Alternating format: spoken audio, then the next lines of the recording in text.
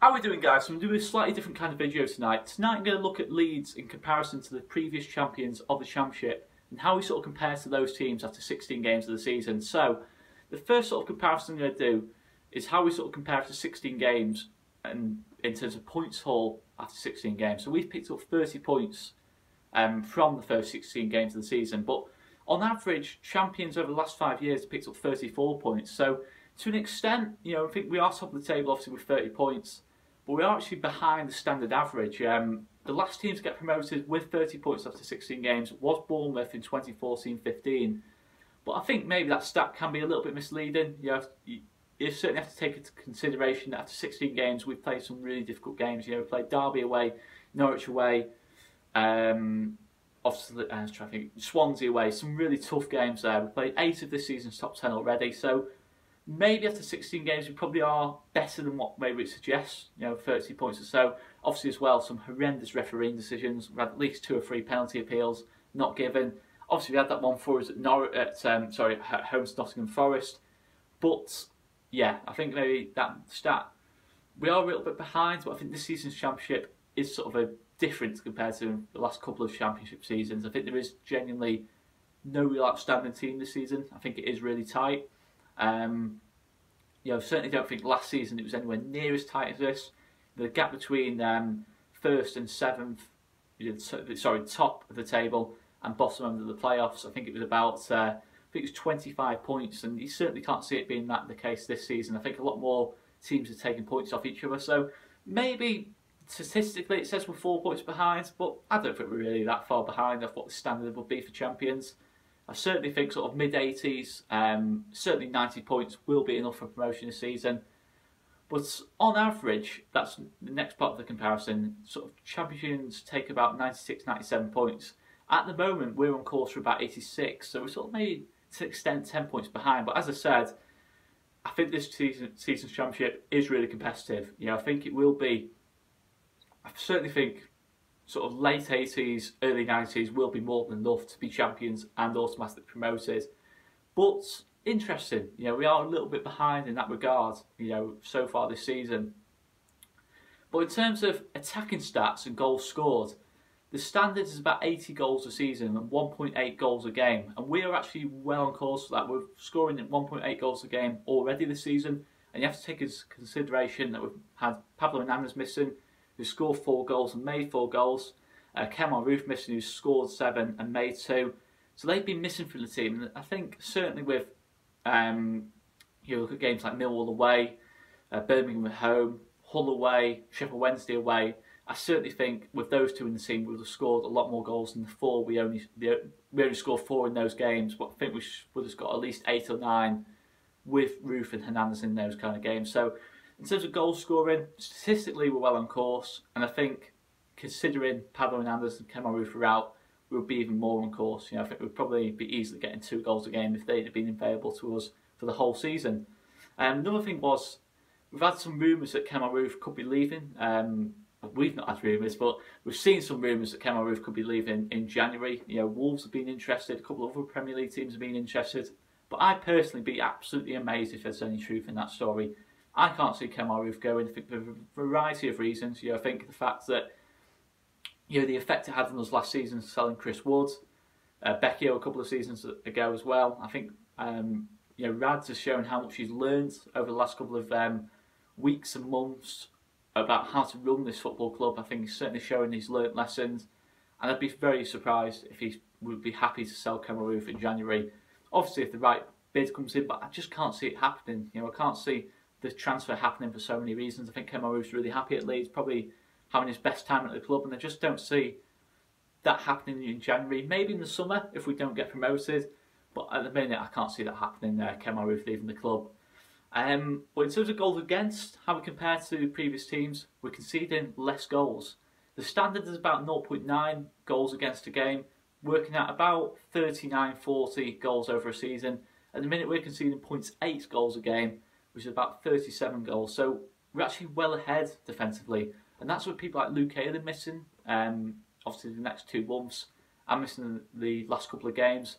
Barry Douglas missing a couple of games. Gattuso Berardi being out injured, Pontus not actually starting the first couple of games, and you take that into consideration, that is really impressive. Defensively, we are well on course. Going forwards, we're well on course. But why are we behind in terms of points in comparison to the other teams? I think what that comes down to is certain aspects of the team. In terms of personnel, I think the quality is there. You know, maybe are certain areas where I'd look at and think maybe we can improve or add to our options in terms of the squad. But I think there's two big things in this team that I think need addressed in January. I think leadership's one of them, most definitely, and pace. Two big things for me. You know, that's two things I think Wolves had last season that, you know, because I think Wolves and ourselves are very similar. In terms of personnel, I'm actually going to be controversial. You know, I'll probably get laughed at for this, but I honestly think it's similar. You know, if we go through that Wolves team and also in comparison to that Wolves team, you know, the goalkeepers, Bailey Pickett-Fowler and John Ruddy, I don't think there's a massive difference in quality there. Maybe slightly, you'd probably go for John Ruddy for the experience, but there's not a massive difference there in quality.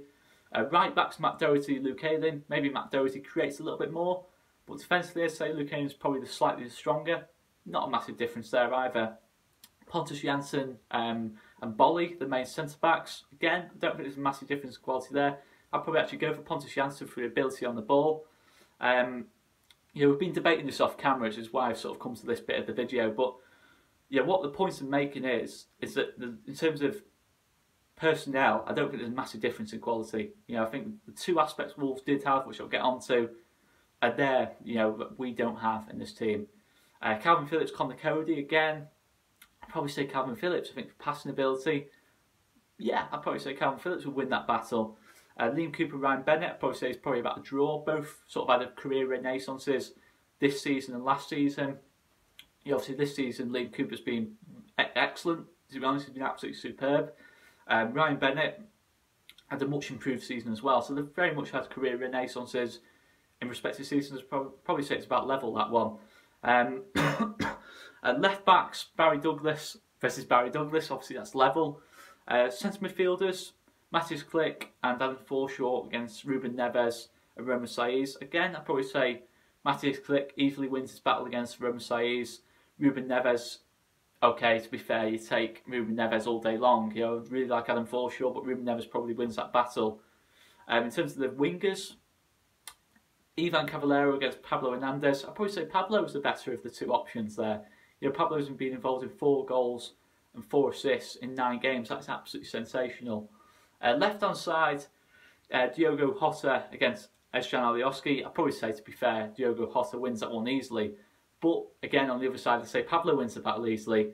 Through the middle, Kemar Roofe against Leo Bonatini. We've had this debate off camera, sorry. But for me, Kemar Roofe wins that battle quite comfortably. He's already only 5 goals off Leo Bonatini's total for the season, and we're only in November. I think in terms of link-up play, consistency, I just think Kemar Roofe wins that battle. But in terms of personnel, there is not a massive difference between us and Wolves. You know, we're conceding less goals. We're scoring about the same amount of goals. In terms of individuals, we're getting as many goals, you know, individually. Pablo is contributing goals and assists more than any Wolves winger did last season. Kemar Roofe's getting a lot more goals than Wolves' main striker. So in terms of personnel, there is not a massive difference individually. That is just my opinion. But I just don't see it. The two things I think are massively different between ourselves and Wolves last season is pace and leadership. You know, Wolves have pace throughout the team, mainly on the wings. Ivan Cavallero, Diogo Jota, and it gave them a different sort of aspect to their play. I think if we can sort that out in January, you know, get that bit more goals on the counter-attack. We haven't scored, I don't think, any goals on the counter-attack so far this season. Wolves got tons of goals last season on the counter-attack. I think they got about 10, 12 goals on the counter-attack. So we're missing sort of that sort of aspect of our play. We're missing out on a lot of goals there, I think, potentially as well. If we can bring in a bit of pace in this team, we should comfortably start getting more goals again as well. Even more than we have been doing already this season. And leadership's another one. We've only conceded this season 5 goals from open play. It was either 4 or 5 goals. It might have actually been 4, sorry. That's courtesy of LUFC data. One of the best Twitter accounts on Twitter. Absolutely superb, that account, that, by the way. Cannot recommend that strongly enough. Fantastic accounts for all stats on games, individuals, etc. Massively recommend that account. But yeah, that shows brilliant. Open play, we know what we're doing in defensive phases. But on set pieces, we conceded 8 or 9 goals on set pieces, which is very worrying. And I think it shows more than anything a lack of leadership. You look at that Gary Monk season, we didn't concede many goals from set pieces. We had Kyle Bartley there as a leader, we had Rob Green there as a leader. I think this team misses maybe that little bit of leadership and experience that guys sort of go and sort of organise the rest of the back four on set pieces. Who's marking who? Maybe we do that little bit of experience. Maybe leadership's a bit harsh. I think Liam Cooper's the leader, Luke Hayen's the leader, but it's that experience, that sort of know-how. I don't think maybe we have that as much in the team. Not just at the back, maybe going forward. We don't have that many sort of experienced players. It's quite a, you might say Pablo Hernandez, but I'm talking about experienced championship players. People who know how to get out of this league. We've not really got that many. I think only really Barry Douglas and Adam Forshaw have been promoted out of this league. And I think it does show from time to time. The amount of goals we do concede from set pieces. Look at early doors against Forest, early doors against Blackburn. I just think that was more than just not everyone knowing where they needs to go. Just that sort of a manager on the pitch to an extent. I think that's maybe what we do miss. I think we pick up a bit more points there. I think if we could defend set pieces, imagine how few goals we would concede. We're already only conceding 0.8 a game. We could easily get that down to sort of 0.6, 0.7, less than 30 goals over a season. If we could learn how to defend set pieces, maybe not learn, but have that sort of leader on the pitch, sort of organise the team on set pieces. I think that's maybe something we are missing a little bit.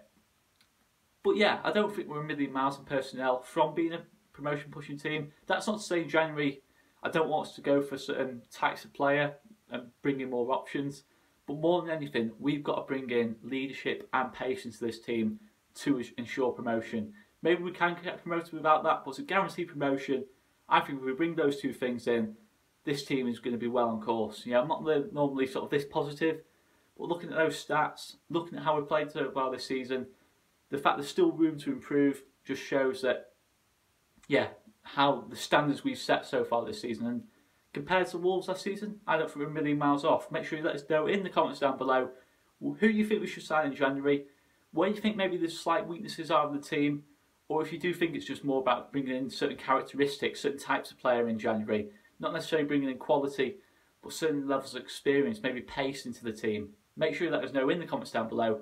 If you enjoyed the video, make sure you give it a like and subscribe to the channel if you haven't already, and check out Joe Wainman's Monday Night Football as well. Another absolute cracker this week. Make sure you check out that as well. And our match previews for the West Brom game, where all three of us will do previews for the game.